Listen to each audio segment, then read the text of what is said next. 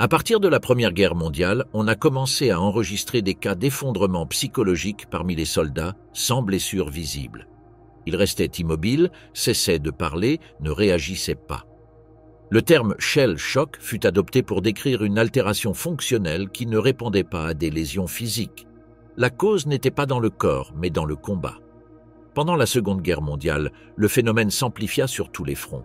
Il fut classé sous différents noms, caché dans des diagnostics ambigus et traité comme un problème disciplinaire. Il n'existait pas de protocole unique. Les preuves se dispersaient dans des rapports censurés, des archives médicales incomplètes et des témoignages qui ne furent pas enregistrés. Comment ces symptômes furent-ils interprétés pendant la guerre? Quelles conséquences eurent-ils une fois le combat terminé? Et pourquoi le trauma resta-t-il exclu de la mémoire officielle du conflit? Shell shock, le trauma qui naquit dans les tranchées. Dans les premiers mois de la Première Guerre mondiale, les hôpitaux militaires britanniques commencèrent à recevoir des soldats sans blessures physiques apparentes, mais avec des symptômes sévères qui déconcertaient les médecins. Des hommes qui avaient été en parfaite condition physique arrivaient avec des tremblements incontrôlables, des paralysies soudaines, une perte de la parole, une cécité transitoire et des comportements catatoniques. Ils ne présentèrent pas de fractures, d'hémorragie, ni de dommages neurologiques visibles sous examen médical. En 1915, le psychiatre britannique Charles Samuel Myers, travaillant dans des hôpitaux de campagne en France, proposa le terme « shell shock » pour décrire ce nouveau tableau clinique. Son hypothèse initiale était que les explosions d'artillerie produisaient une commotion interne, une sorte de lésion cérébrale par onde de choc, même en l'absence de blessures directes. Cependant, on observa bientôt que de nombreux cas apparaissaient sans exposition directe à des bombes ou impacts, ce qui amena à questionner la nature purement physique du phénomène. Le terme se popularisa rapidement sur le front occidental. À la fin de 1916, l'armée britannique enregistrait plus de 80 000 cas avec diagnostic compatible. Dans la bataille de la Somme, on calcula que jusqu'à 40% des pertes médicales furent attribuées à des désordres nerveux liés au combat. Le phénomène n'était pas exclusif de l'armée britannique. La France, l'Allemagne, l'Autriche-Hongrie et la Russie rapportèrent des cas similaires, bien qu'avec différentes étiquettes cliniques et politiques de traitement. Pour 1917, les autorités médicales britanniques commencèrent à restreindre l'usage du terme « shell shock ». Le haut commandement craignait qu'il soit utilisé comme excuse pour éviter le service militaire. À sa place, furent introduits des termes comme « névrose de guerre »,« état de fatigue » ou « psychonévrose fonctionnelle ». Le problème ne disparut pas, mais on tenta de reconfigurer le langage et les protocoles pour maintenir le contrôle disciplinaire sur les troupes. Le docteur Arthur Frederick Hurst fut l'un des médecins britanniques qui se spécialisa le plus dans le traitement et l'observation du shell shock pendant la Première Guerre mondiale. Il était un neurologue de formation, avec une expérience préalable en neurologie clinique avant le conflit. En 1916, il fut désigné pour travailler au Royal Victoria Hospital à Netley, l'un des centres militaires les plus grands du Royaume-Uni. Hurst travailla d'abord à Netley, puis fut transféré au Seal Hain Hospital, dans le Devon, où il dirigea une unité spécialisée en névrose de guerre. Là, il traita des centaines de soldats avec des symptômes de shell shock entre 1917 et 1918. Son approche se basait sur une combinaison d'observations neurologiques, de techniques de rééducation motrice et de traitements psychophysiologiques qui combinaient des éléments de médecine physique avec des interventions psychologiques basiques. Une de ses contributions les plus notables fut l'usage de filmages cliniques pour documenter l'avant et l'après de ces traitements. Avec le comité de recherche médicale du gouvernement britannique, il produisit une série de courts-métrages documentaires qui montraient des soldats qui arrivaient à l'hôpital avec de graves troubles moteurs, une incapacité de marcher, des tics sévères, des postures déformées et qui, après quelques séances de traitement, récupéraient la mobilité et le contrôle corporel. Ces enregistrements furent utilisés à des fins formatives dans le système médical militaire. On y observait des séquences qui montraient le passage d'une paralysie psychogène totale à une récupération fonctionnelle en quelques jours ou semaines. Les soldats apparaissaient au début avec des signes de rigidité, une démarche décoordonnée, des effondrements musculaires ou un mutisme total. Postérieurement, on les voyait réalisant des tâches quotidiennes, marchant normalement ou défilant en formation. Les symptômes de shell shock observés et classifiés par Hurst et d'autres médecins militaires de l'époque pouvaient se diviser en plusieurs catégories cliniques. Les troubles moteurs incluaient des paralysies de membres sans dommages structurels, des tremblements de main, une rigidité musculaire, une incapacité de marcher ou de se maintenir debout. Ces symptômes étaient les plus évidents et les plus enregistrés dans les filmages médicaux. Les troubles du langage comprenaient le mutisme fonctionnel, le bégaiement soudain, l'incapacité de prononcer certains mots ou phrases, la perte totale de la parole. Dans de nombreux cas, les soldats répondaient par des signes ou gestes mais n'émettaient pas de sons audibles.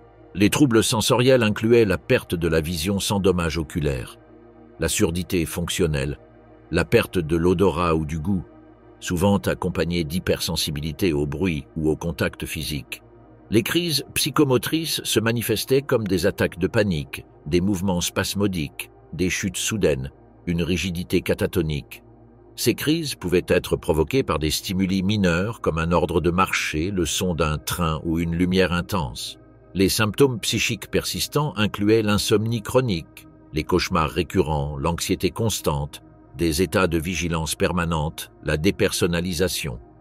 Bien que pas toujours visibles, ces effets étaient durables et affectaient la réintégration des soldats après le traitement. Arthur Hurst développa une gamme de méthodes thérapeutiques qui combinaient des éléments de neurologie, de physiothérapie et de psychothérapie basique. Dans des cas sélects, il utilisait des techniques d'hypnose légère pour débloquer des fonctions motrices ou de la parole. Cette technique s'appliquait en séances brèves, sous conditions cliniques contrôlées. Il employait aussi la suggestion directe au moyen d'instructions claires, fermes et directes, parfois avec un ton autoritaire, pour induire le patient à bouger un membre ou répéter un mot. La physiothérapie et rééducation musculaire incluaient des exercices progressifs pour récupérer la mobilité. Ceci comprenait des marches assistées, des bains chauds, des massages, des étirements passifs et actifs. Les exercices théâtraux et occupationnels intégraient des mouvements avec des contextes simulés comme marcher, écrire ou manipuler des outils. On encourageait aussi des activités créatives qui requéraient une coordination sensomotrice. Seal Hain, à la différence d'autres hôpitaux militaires, offrait un environnement de basse pression militaire avec un entourage sans hiérarchie stricte, des uniformes relâchés et moins de discipline. Hurst considérait que réduire la pression militaire était clé pour le processus de récupération. L'efficacité des traitements ne s'évaluait pas avec des standards quantitatifs rigoureux, mais les résultats filmés montraient des progrès visibles dans de nombreux cas. Les découvertes cliniques et procédures documentées par Arthur Hurst eurent un impact indirect sur la médecine militaire britannique pendant la Seconde Guerre mondiale. Bien que le terme « shell shock » fût écarté officiellement dans la décennie de 1930, ces symptômes réapparurent sous d'autres noms comme « battle fatigue », « war neurosis » ou « combat stress reaction ». Pendant le conflit de 1939 à 1945, la méthode PIE fut adoptée par les Alliés pour le traitement du trauma psychologique.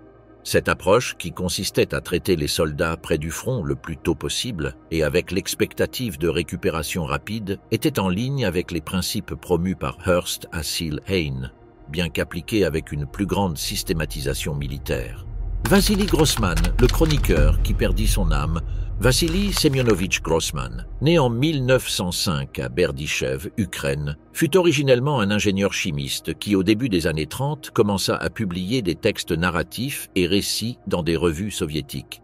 Son œuvre initiale lui octroya une visibilité dans l'appareil culturel du régime, ce qui facilita son intégration comme correspondant officiel du journal de l'Armée rouge, Krasnaya Zvezda, après le début de la guerre germano-soviétique en juin 1941. Grossman fut assigné au front actif depuis le commencement de l'invasion allemande. À la différence d'autres journalistes qui écrivaient depuis l'arrière-garde ou depuis Moscou, il sollicita spécifiquement de travailler en première ligne de combat. Pendant plus de 3 ans, il fut témoin direct de l'avance soviétique et de quelques-unes des batailles les plus importantes du front oriental. Son accréditation officielle lui permettait de voyager avec les troupes, d'interviewer des officiers et soldats, et d'envoyer des chroniques qui passaient par la révision du comité éditorial militaire. Pendant la guerre, il signa des centaines d'articles pour Krasnaya Zvezda. Son travail se caractérisait par la proximité physique avec les combattants. Il mangeait, dormait et se déplaçait avec eux dans des conditions identiques. Il fut l'un des rares journalistes soviétiques qui traversa la Volga avec les premières vagues de troupes à Stalingrad et qui accompagna ensuite l'armée rouge dans son entrée finale à Berlin. Ses liens avec le comité juif antifasciste le mirent en contact direct avec des survivants de l'Holocauste en Ukraine et Pologne libérée. La participation de Grossman dans des opérations militaires clés resta documentée dans ses chroniques officielles, journaux personnels et carnets de notes. À Stalingrad, il couvrit l'encerclement de la ville entre septembre 1942 et février 1943. Ses rapports décrivent les conditions physiques du front urbain, bâtiments réduits en poussière et décombres, températures extrêmes sous zéro, cadavres congelés maintenus en position de combat, tranchées improvisées sous des ruines de béton. En 1944, il fut l'un des premiers correspondants à entrer dans les camps de concentration de Majdanek et Treblinka après la retraite allemande. À la différence d'autres journalistes, Grossman n'écrivit pas seulement ce qu'il observa, mais il recueillit des données techniques précises, dimension exacte du camp, nombre de baraquements, quantité de restes humains trouvés, localisation de fosses communes, inscriptions sur murs et surface. Dans son essai « L'enfer de Treblinka », publié à la fin de 1944, il inclut des estimations détaillées du nombre de victimes et une reconstitution du processus d'extermination basée sur des témoignages présentiels des rares survivants disponibles. Pendant la bataille de Berlin, en avril et mai 1945, Grossman accompagna la 8e armée de la garde. Il fut présent dans l'entrée par le secteur est de la ville, documentant des combats de rue, des civils pris entre les ruines et les conditions finales de la capitale allemande. Ces chroniques de Berlin contiennent des descriptions visuelles précises, hommes et femmes couverts de cendres, bâtiments effondrés avec des façades pendantes, colonnes de fumée noire et chars soviétiques traversant entre des montagnes de décombres. Grossman combinait l'observation directe avec la documentation écrite immédiate. Dans ses carnets personnels, qui complétaient ses articles envoyés au journal, il notait des détails techniques et des descriptions précises sans élaboration littéraire. À Stalingrad, il écrivit sur le mélange de neige, sang coagulé et cendres au sol des rues. Il décrivait comment les soldats réchauffaient les mains sur des bidons métalliques ardents placés entre les cadavres de compagnons tombés. Il enregistra, sans adjectif descriptif, la pratique d'utiliser des corps congelés comme parapets improvisés pendant les fusillades.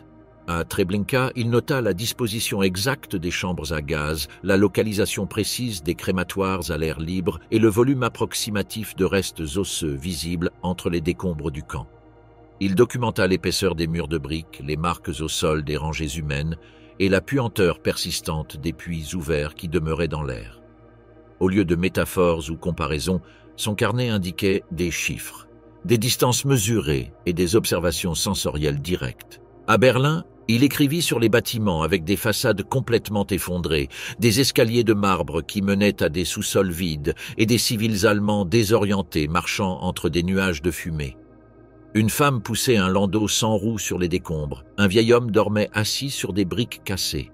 Il mentionna que les seuls sons continus étaient le bourdonnement de générateurs électriques soviétiques et le craquement constant de verre se brisant sous les pas de soldats et civils. L'évolution des textes de Grossman pendant la guerre est perceptible en plusieurs aspects objectifs de son style et contenu. En 1942, ses articles pour Krasnaya Zvezda maintenaient un format conventionnel de journalisme militaire. Paragraphes brefs, phrases directes, structure informative classique. Il informait sur les avances du front, manœuvres de flanquement et résistance héroïque des troupes. Il citait des parties de guerre officielles et déclarations de commandement, maintenant le style normatif de la presse militaire soviétique. À mesure qu'avançait la guerre, sa rédaction devint plus extensive, plus dense, avec des phrases subordonnées et des descriptions plus prolongées et détaillées. En 1943, ses chroniques depuis Stalingrad commencèrent à inclure des détails plus graphiques, visages congelés en expression de peur, sang coagulé sur des uniformes déchirés, et armes abandonnées près de restes humains en position de combat.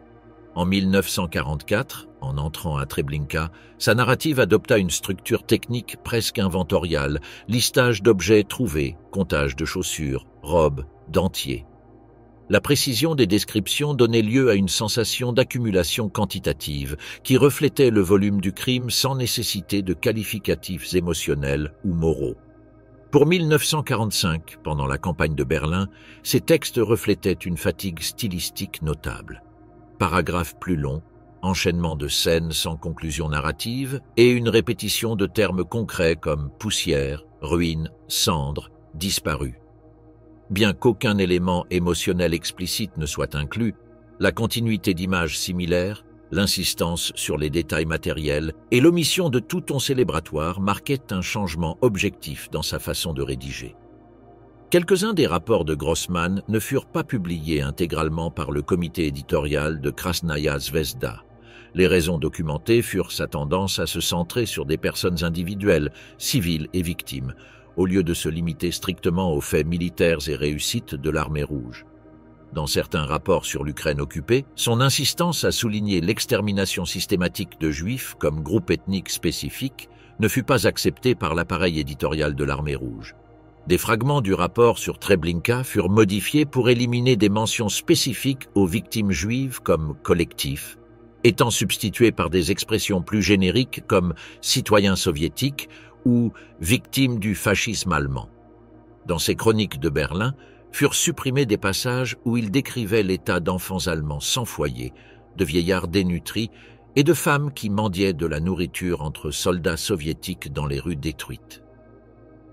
Un chapitre complet de sa couverture à Stalingrad fut rejeté pour montrer des soldats soviétiques épuisés, désorientés ou traumatisés par le combat prolongé.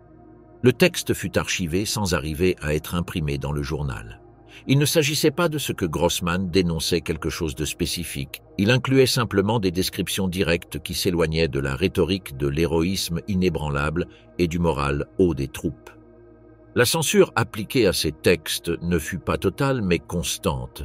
Elle s'appliquait en sections clés, éliminant l'émotion individuelle, minimisant les descriptions de souffrances personnelles, supprimant les observations qui ne s'alignaient pas avec le discours officiel de victoire inévitable et sacrifice collectif héroïque. Les archives de sa correspondance privée et notes personnelles démontrent que beaucoup de ces coupures éditoriales se firent sans consultation préalable avec l'auteur. Audie Murphy, la légende avec insomnie chronique. Audie Leon Murphy naquit le 20 juin 1925 à Kingston, Texas. Orphelin de père à 15 ans et avec sa mère décédée peu après, il abandonna l'école en 5e année pour entretenir ses frères mineurs. En juin 1942, avec à peine 17 ans et après avoir falsifié son âge avec l'aide de sa sœur, il fut admis dans l'armée des États-Unis après avoir été rejeté par la marine et le corps des marines pour faible poids. En peu de temps, il fut assigné à la 3e division d'infanterie, où il reçut instruction militaire basique et avancée. Murphy combattit pour la première fois dans la campagne de Sicile après le débarquement allié de juillet 1943. Il participa à des opérations d'assaut en zone montagneuse et résistance urbaine contre des forces allemandes et italiennes. En janvier 1944, il fut déployé dans la tête de Pont d'Anzio, où il demeura des semaines sous attaque constante d'artillerie ennemie, selon indiquent les rapports officiels de l'armée. Postérieurement, il combattit dans la ligne Gustave et traversa au nord de l'Italie, avant d'être redirigé vers le sud de la France. Pendant l'opération Dragoon, le 15 août 1944, il débarqua sur la côte de Provence.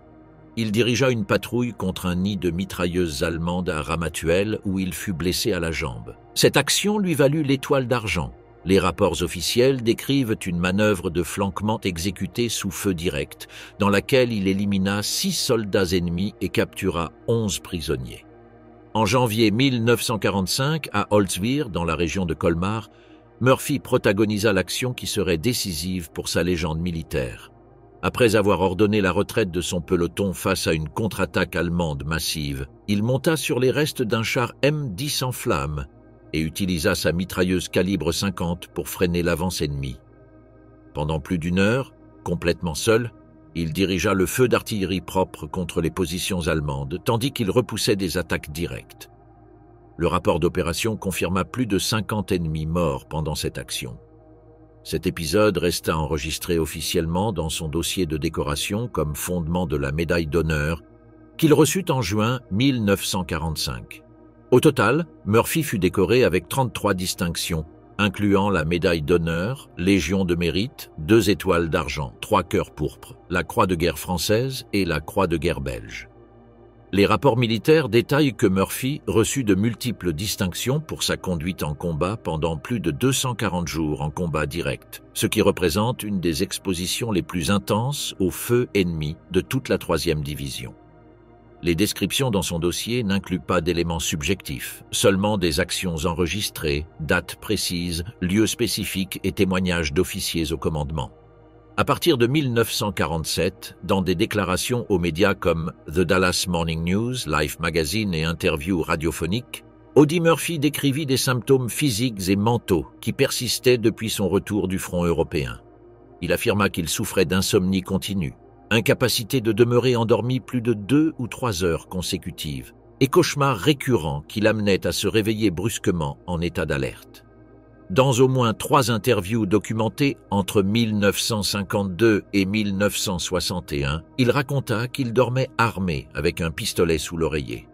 Il expliqua qu'il s'agissait d'une nécessité de sécurité, produit de la sensation constante d'être sous menace potentielle. Il ne mentionnait pas de peur spécifique à quelque chose de concret, mais une réponse automatique de son corps face à tout bruit nocturne ou mouvement inattendu.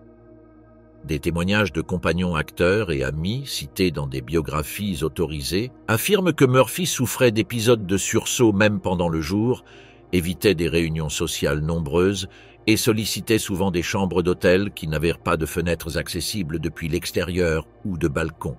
Dans une interview de 1955, il déclara publiquement qu'il n'avait pas peur de ce qu'il avait vécu dans la guerre, mais qu'il avait peur de ce que la guerre avait laissé en lui. En 1947, le département des affaires de vétérans émit un rapport médical sur Murphy dans lequel était documenté un tableau d'anxiété sévère, cauchemars répétitifs, irritabilité et réactions de sursaut non contrôlées. Bien que le concept de stress post-traumatique n'existât pas formellement dans la classification médicale, le diagnostic coïncidait avec les critères qui seraient postérieurement établis pour le PTSD. Le rapport mentionne aussi que Murphy avait été prescrit avec des pilules pour dormir et tranquillisants légers, mais qu'il montrait dépendance et effets secondaires comme vision floue, ce qui l'amena à les abandonner progressivement. Dans une comparution devant le comité de vétérans du Congrès en 1958, il se présenta comme un cas exemplaire de vétéran avec trauma persistant. Le rapport de la session enregistre sa déclaration qu'il y avait des jours où il se réveillait avant l'aube, non parce qu'il avait quelque chose de spécifique à faire, mais parce que son corps était entraîné pour survivre au bombardement. Murphy reçut une qualification de 60% d'incapacité permanente du département des affaires de vétérans, une des plus hautes pour un vétéran sans amputation ni blessure neurologique visible. Cette qualification se basait exclusivement sur des symptômes psychologiques et leur impact sur la vie quotidienne. En 1955, Audie Murphy protagonisa le film To Hell and Back, basé sur son autobiographie homonyme publiée en 1949. Dans cette production d'Universal Studios, il interpréta son propre rôle, recréant des scènes de combat, embuscades et blessures reçues pendant la guerre. Bien que le scénario adoucit certaines scènes pour s'adapter aux standards du cinéma commercial de l'époque, Murphy insista pour maintenir quelques moments de tension émotionnelle qui reproduisaient ses souvenirs réels du combat.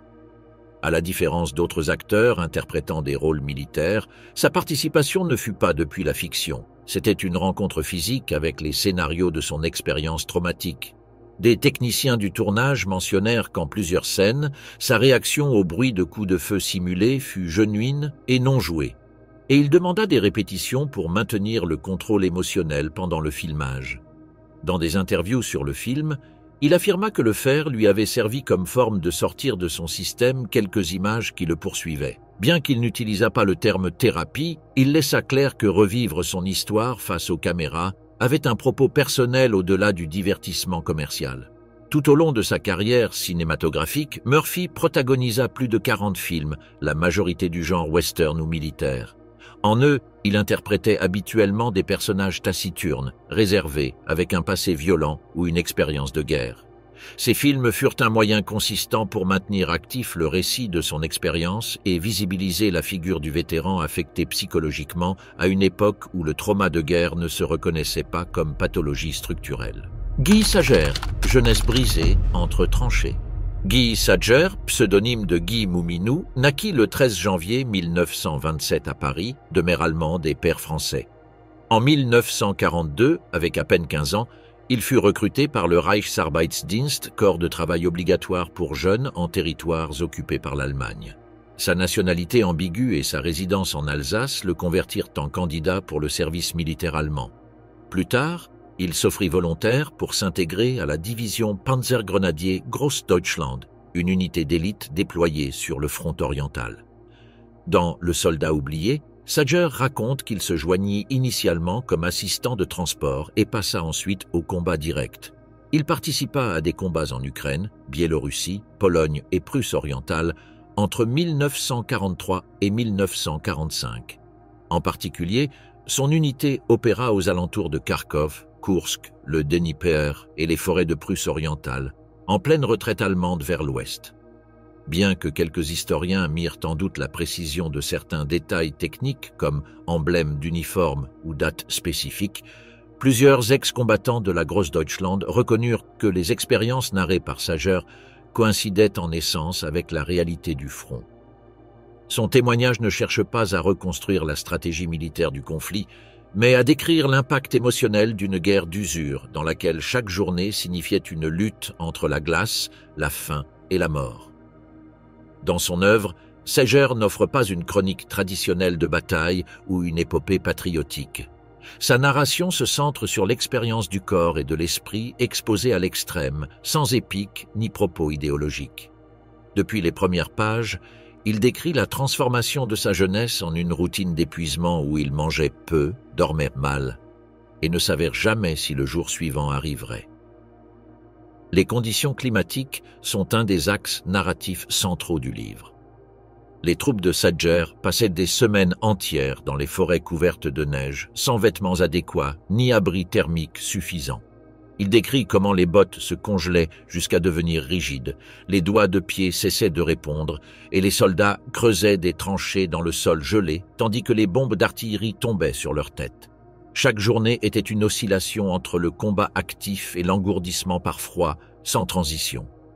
La faim était un autre ennemi constant. Les rations consistaient en pain noir durci, un peu de viande en conserve quand il y avait de la chance, et liquide chaud sans valeur nutritive réelle. Parfois, ils mangeaient de la neige ou des racines d'arbres. Pendant les moments de retraite accélérée, les approvisionnements disparaissaient complètement. Quelques compagnons mouraient non par balle ou explosion, mais par dénutrition, congélation ou fièvre sans traitement médical. Sager décrit des épisodes de décomposition émotionnelle non comme des crises dramatiques, mais comme de silencieuses disparitions de la personnalité. Un de ses camarades, qu'il appelle Hals, meurt dans ses bras pendant un bombardement.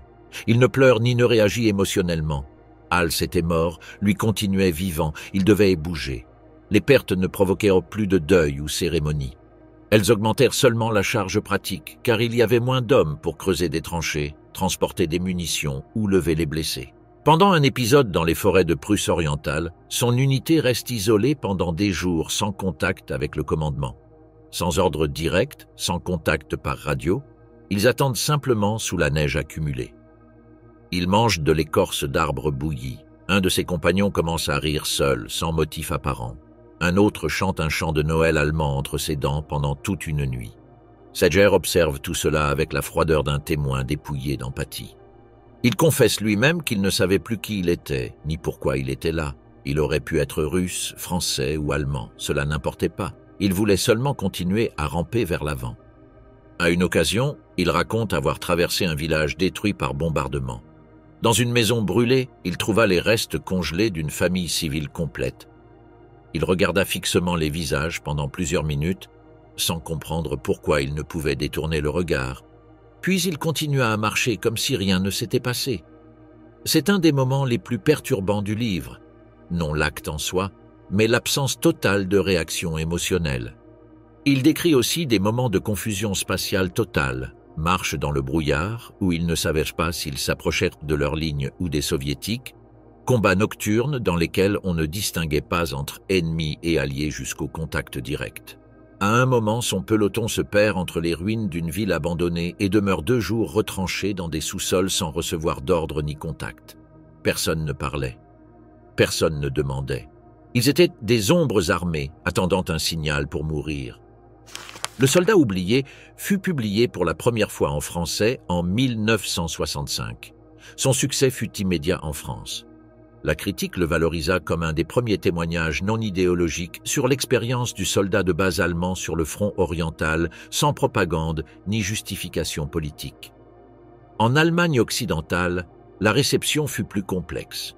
La mémoire de la guerre continuait divisée entre ceux qui préféraient tourner la page et ceux qui réclamaient des récits sans censure.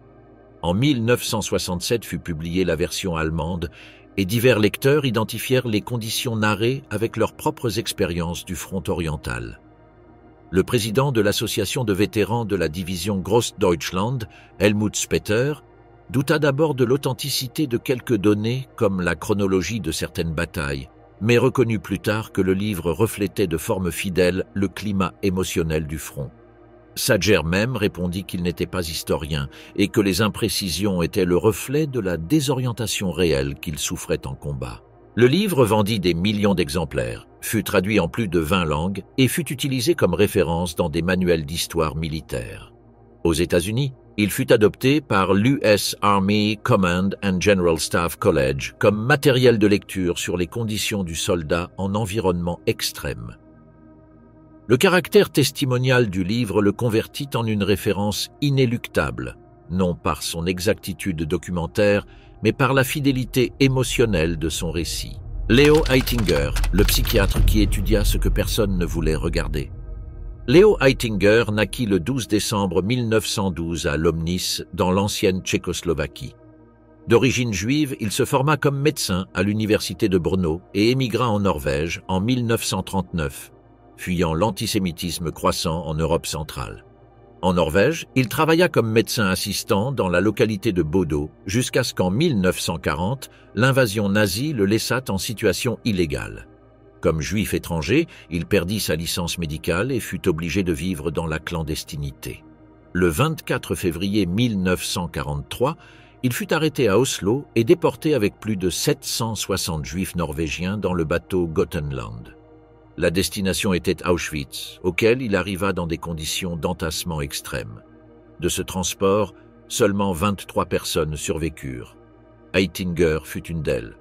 À Auschwitz, Heitinger fut assigné comme aide dans le Revier, l'infirmerie du camp. Bien qu'il ne donnât pas de détails explicites sur son rôle spécifique là, des documents de la Croix-Rouge norvégienne et témoignages médicaux postérieurs indiquent qu'il contribua à sauver des vies au moyen d'interventions médicales basiques, manquant même de ressources adéquates. Son destin changea avec l'évacuation du camp en janvier 1945. Il fut forcé de marcher vers Buchenwald, dans les appelés « Marches de la mort ». Il arriva en état critique, mais réussit à survivre jusqu'à la libération du camp par les troupes alliées le 11 avril 1945. L'expérience dans les 2 camps de concentration, l'extermination systématique à Auschwitz et la survie dans des conditions extrêmes à Buchenwald marqua le point de départ pour sa future carrière scientifique. Après la guerre, Heitinger retourna en Norvège en 1946. Il revalida son titre de médecin et reprit son travail à l'hôpital psychiatrique de Ronvik.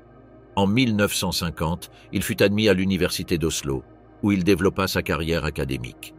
En 1966, il devint professeur titulaire de psychiatrie et chef de la clinique psychiatrique de l'université d'Oslo, où il demeura jusqu'à sa retraite en 1983. Depuis le début, il orienta ses recherches vers une question centrale. Comment affecte le trauma extrême à l'appareil psychique de forme persistante? Il ne théorisa pas depuis la philosophie, ni depuis l'éthique, mais depuis l'observation clinique directe. Sa première étude sérieuse se centra sur des réfugiés, beaucoup d'entre eux survivants de camps, déplacés ou ex-combattants. Il fut pionnier en reliant des troubles mentaux sévères, non avec une prédisposition génétique, mais avec des expositions prolongées à des événements de violence massive. En Norvège, Il affronta des résistances initiales. La psychiatrie voyait encore le trauma comme un épisode temporel, non comme une cause structurelle de maladie mentale durable. Heitinger fut des premiers à prouver le contraire au moyen d'observations empiriques et registres longitudinaux de patients au long de décennies. En 1964, il publia le rapport Concentration Camp Survivors in Norway and Israel, comparant cliniquement deux groupes de survivants de camps de concentration. L'étude couvrit 171 patients, 102 Norvégiens et 69 Israéliens. Sa méthodologie fut strictement médicale, interviews structurées, tests psychométriques, suivis dans le temps de symptômes spécifiques. Les résultats montrèrent que, même 15 à 20 ans après la libération, 40% des patients souffraient d'anxiété chronique, insomnie persistante, attaques de panique et troubles somatiques sans cause organique identifiable.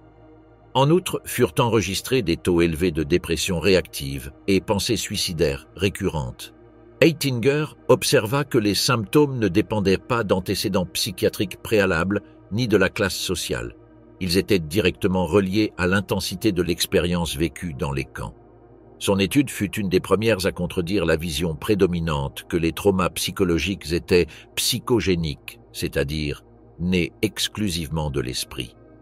Ce qu'il montra fut qu'il existait une réaction structurelle post-traumatique spécifique avec des patrons communs entre sujets de différentes nationalités, âges et cultures. En 1973, il publia une autre étude fondamentale, Mortality and Morbidity After Excessive Stress, qui démontra comment les survivants de l'Holocauste non seulement souffraient plus de troubles mentaux, mais aussi de maladies cardiovasculaires, gastro-intestinales et neurologiques en proportion significativement majeure que la population générale. À partir de cette base empirique, il proposa un cadre clinique pour catégoriser ces patients comme victimes d'un type spécial d'affection traumatique. Leo Heitinger identifia une constellation de symptômes persistants qui affectaient les survivants de camps de concentration. Les plus récurrents furent classifiés en catégories spécifiques. La culpabilité du survivant n'était pas une culpabilité juridique ni morale, mais psychique. Beaucoup de patients se demandaient pourquoi ils avaient survécu tandis que des familiaux, amis ou inconnus ne l'avaient pas réussi. Cette culpabilité dérivait en auto-dévaluation, évitement de relations humaines, repli social et, dans quelques cas, troubles obsessifs. L'anxiété chronique persistait même dans des conditions de sécurité totale. Les patients maintenaient un état constant d'alerte. Heitinger le décrivait comme hypervigilance permanente, tension musculaire, difficultés respiratoires, sursaut nocturne, insomnie profonde qui résistait au traitement pharmacologique.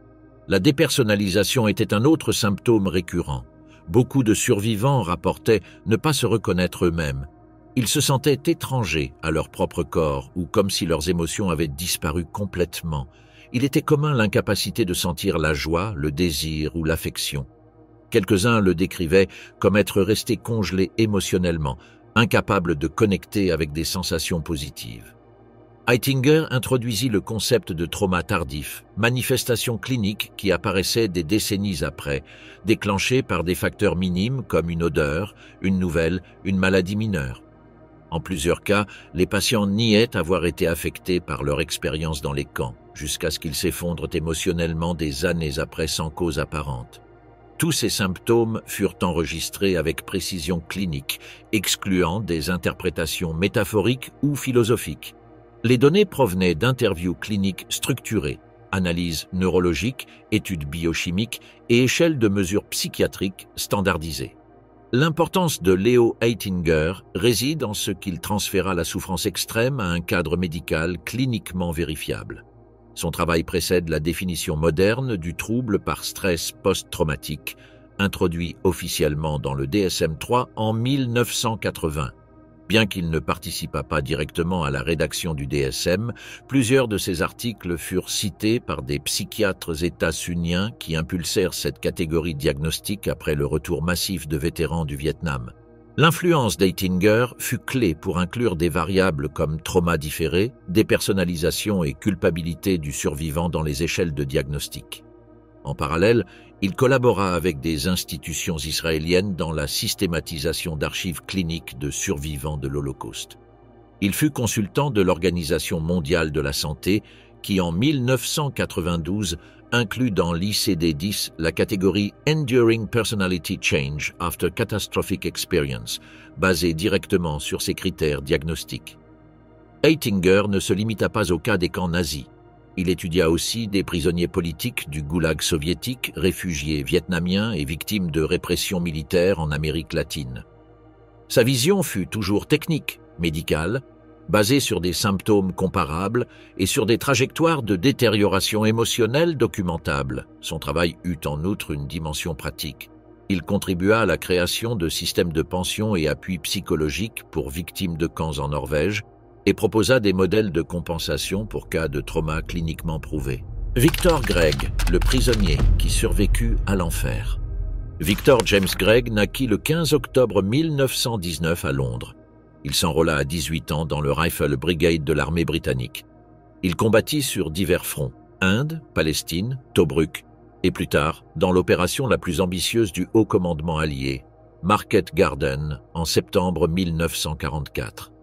Gregg fut lancé en parachute sur Arnhem, comme partie du 10e bataillon du Parachute Régiment, avec l'objectif de prendre et assurer des ponts stratégiques aux Pays-Bas. Son unité fut déployée aux abords de la ville, où bientôt ils s'affrontèrent à une résistance beaucoup plus dure que ce qu'attendait l'intelligence militaire. Pendant 9 jours, les parachutistes britanniques résistèrent à des attaques constantes de divisions blindées allemandes qu'on n'espérait pas trouver dans la zone. Gregg décrit ces combats comme un massacre organisé où beaucoup de soldats furent abattus dans des rues étroites, jardins résidentiels et sous-sols urbains. Finalement, avec ses munitions épuisées et sans renfort, Gregg fut capturé par des troupes allemandes avec des centaines de parachutistes survivants. Après sa capture, il fut enregistré comme prisonnier de guerre selon la Convention de Genève, bien que sa situation s'aggravât peu après. Il fut transféré au Stalag 11B et plus tard, avec d'autres prisonniers, destiné au travail forcé dans une fabrique de savon à Dresde. Là, Gregg participa à un sabotage qui termina en incendie des installations, ce qui amena à sa condamnation à mort par les autorités nazies. Dans ses mémoires, Gregg affirme avoir accepté son destin, enfermé dans une cellule souterraine sans contact extérieur, attendant l'exécution prévue pour le 14 février 1945. Cela ne lui importait pas de mourir. Il ne restait plus rien en lui, seulement des cendres. Dans ces conditions, il fut témoin direct de l'attaque aérienne qui réduisit Dresde en décombres. La nuit du 13 février 1945, à 22h14, sonnèrent les premières sirènes d'alarme aérienne. Gregg, reclus dans une cellule souterraine dans le complexe pénitentiaire, sentit que quelque chose de distinct s'approchait. Ce n'étaient pas des attaques de routine comme celles qu'il avait expérimentées antérieurement. Pendant les heures suivantes, 2 vagues de bombardiers britanniques Lancaster rasèrent la ville. Le ciel, dans ces mots, devint lumière pure et feu continu. Depuis sa cellule, Gregg écoutait des explosions sourdes et lointaines, qui bientôt devinrent assourdissantes. Il sentit l'air disparaître de ses poumons. La pression atmosphérique le lança contre le sol de pierre. Les portes métalliques craquèrent, les murs de briques vibraient comme s'ils étaient de papier. À travers les fentes de ventilation, il percevait la chaleur intense de la ville en flammes. Le sol bougeait comme s'il y avait un océan dessous, et alors il comprit qu'il était dans l'enfer. Son témoignage se centre sur des expériences sensorielles précises, le son qui semblait traîner l'âme hors du corps, l'air qui sentait le fer fondu et la chair brûlée, le craquement constant de la pierre et le béton s'effondrant. Il ne vit pas la ville d'en haut, mais il sentit sa disparition à travers le son et le tremblement de la terre. Quand il sortit de sa cellule le jour suivant, la prison était partiellement détruite. Ce qu'il trouva fut une ville réduite en braises ardentes. Les toits de bâtiments adjacents continuaient à brûler et les corps, alignés ou démembrés, étaient dispersés entre les décombres de maisons, écoles et hôpitaux.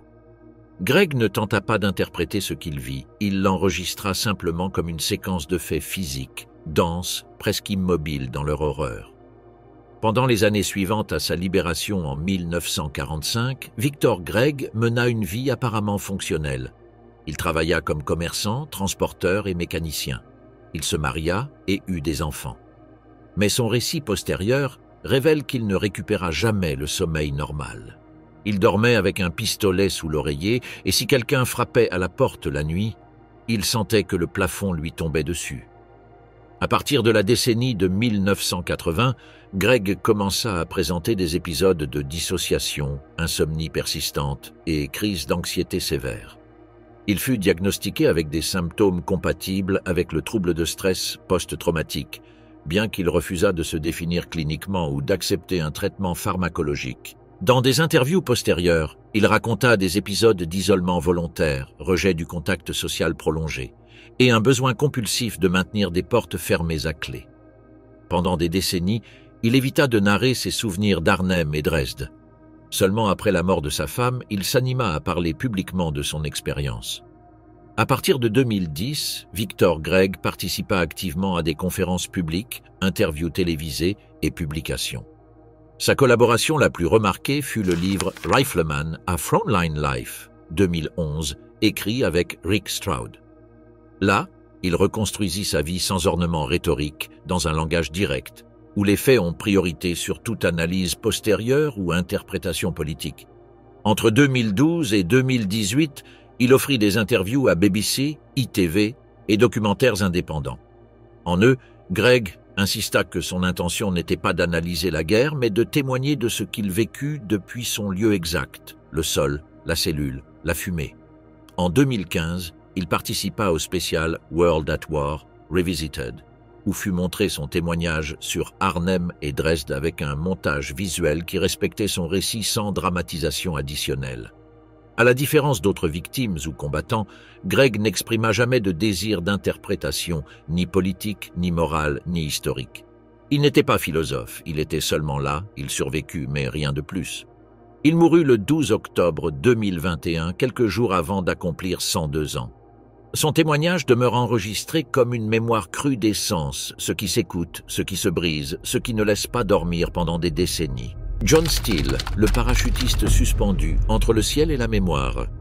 L'aube du 6 juin 1944 marqua le début de l'opération militaire la plus ambitieuse du siècle. Tandis que des milliers de soldats alliés se préparaient à débarquer sur les plages de Normandie, des centaines d'avions C-47 traversèrent la Manche avec une mission plus risquée encore. Lancer des troupes parachutistes derrière les lignes ennemies pour couper les communications, assurer des croisements stratégiques et désorganiser la défense allemande depuis l'intérieur. Une de ces zones était le petit village de Sainte-Mère-Église, où tout sortit différent de ce qui était planifié. Situé près de la côte, le village devint objectif clé par son réseau de chemins et sa proximité d'Utah Beach. L'intelligence alliée espérait une garnison allemande moindre et peu de résistance civile. Mais une bombe avait incendié une maison des heures avant, et ses flammes illuminèrent la place centrale juste quand les premiers parachutistes descendaient. Des troupes allemandes, alertes par le feu, ouvrirent le feu contre les soldats qui tombaient depuis le ciel.